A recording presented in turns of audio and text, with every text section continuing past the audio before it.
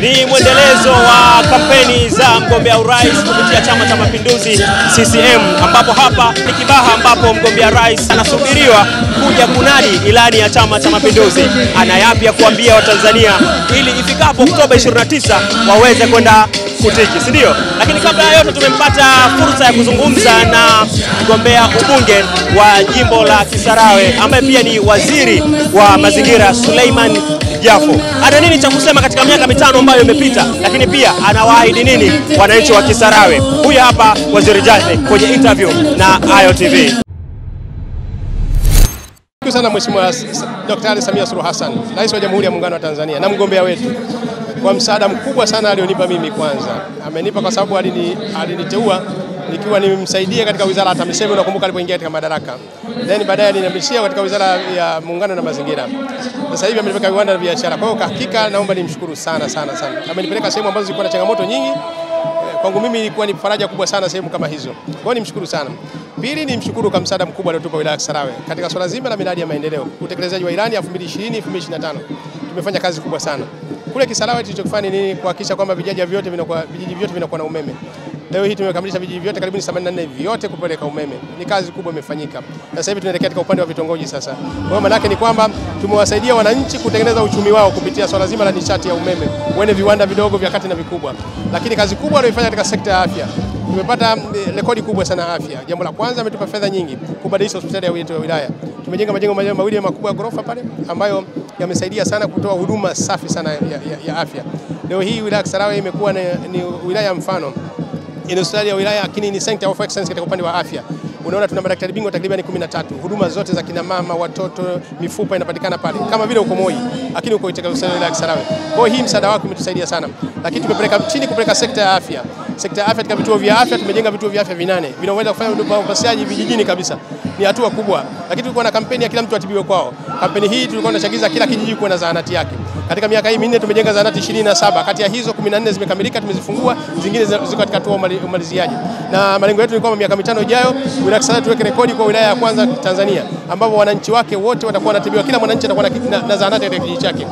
Hii maana yake ni kazi kubwa. Lakini tumshukuru sana katika sekta ya elimu. Tumependa kazi kubwa sana.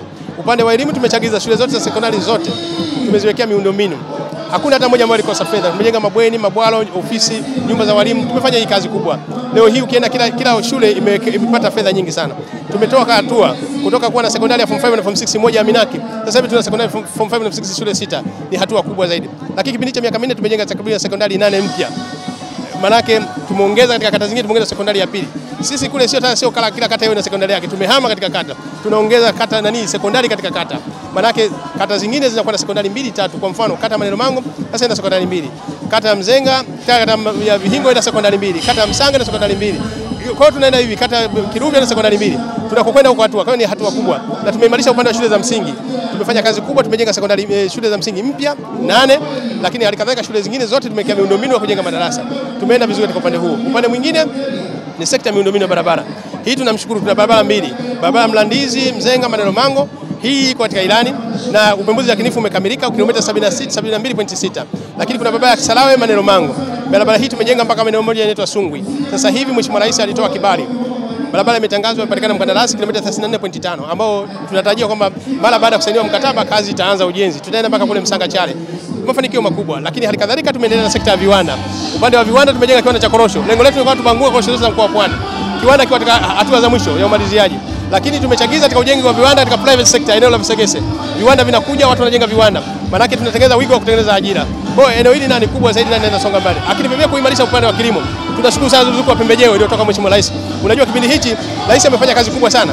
Ni outstanding performance. Tokea Maputo Declaration ilitokea kipindi hicho. Mheshimiwa Rais Daktari Samia Suluhu Hassan amekuja kutafasiri kivitendo, kupeleka fedha nyingi, kubadilisha bajeti ya kilimo kutoka bilioni 294 mpaka trilioni 1.028. Ni kazi kubwa katika eneo hilo. Sasa unaona kwamba jinsi gani wananchi wetu wameanza kupata ruzuku ya pembejeo, upande wa korosho, lakini upande wa mazao mengine, upatikane wa mbolea. Hii ni kazi kubwa inaendelea.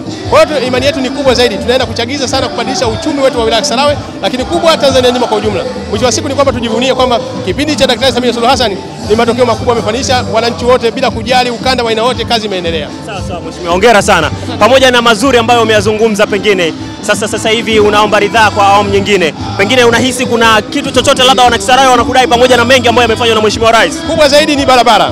Hii barabara inayozungumza hii ndio kilio kikubwa ya barabara. Ambapo bahati nzuri mwaka huu katika ilani tena imeingizwa tena. Tuna barabara karibuni 3 za msingi. Barabara kutoka Kisarawe kwenda Maneno Mango mpaka Mloka Mrufiji.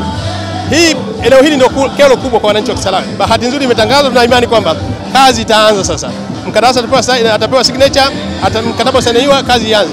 Lakini tuna barabara kutoka hapa Kiruvi, hapa Kibaha kwenda Kisarawe kilomita 22. Bahati nzuri katika ilani sasa hivi mradi huu umewekwa kwamba utatekelezwa katika kiwango cha lami. Hili ni miongoni mwa watu wa Kisarawe wanatamani sana lifanyike kwa sababu hii itakuwa ni ring road ya Dar es Salaam. Ukitaka kwenda airport utakuwa huna sababu ya kupita huko Bonyoko au wapi. Unapita Kisarawe unaingia airport kwa muda mfupi umefika.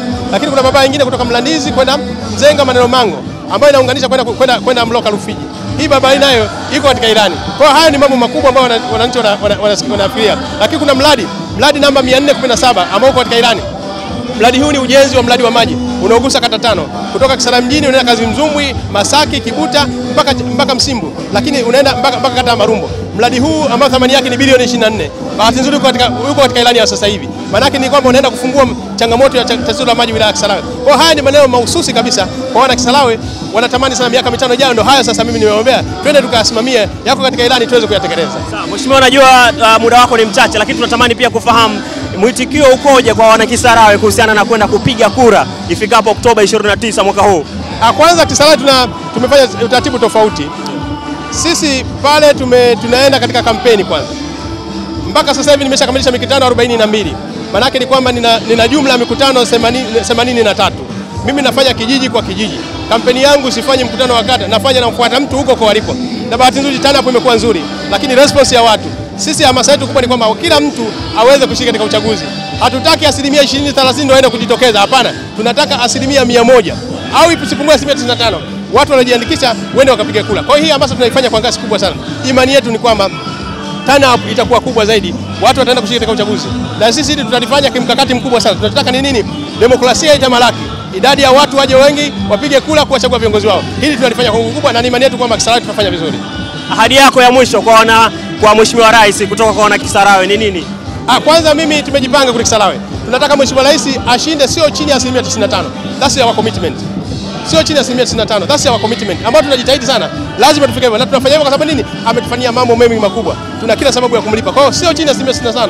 Na sisi tunataka kwamba ikiwezekana Tanzania tuweke rekodi ya watu kupiga kura, lakini vile kuhakikisha kwamba Mheshimiwa Rais anapata kura nyingi. Hiyo ndio ahadi yetu kubwa. Lakini kubwa zaidi ni kwamba tuhakikishe kwamba miaka 5 ijayo tutahakikisha tunapambana kwa kadri iwezekanavyo. Kuhakikisha kwamba tunaipeleka mbele Kisarawe lakini nchi yote kwa ujumla. Sisi hiyo ndio commitment kubwa kwetu kwa wana Kisarawe, yani commitment ya wana Kisarawe lakini wa Tanzania wote kwa ujumla. Sawa. Mheshimiwa, mimi nakushukuru sana kwa muda wako. Nikutakia kila laheri. Asante sana.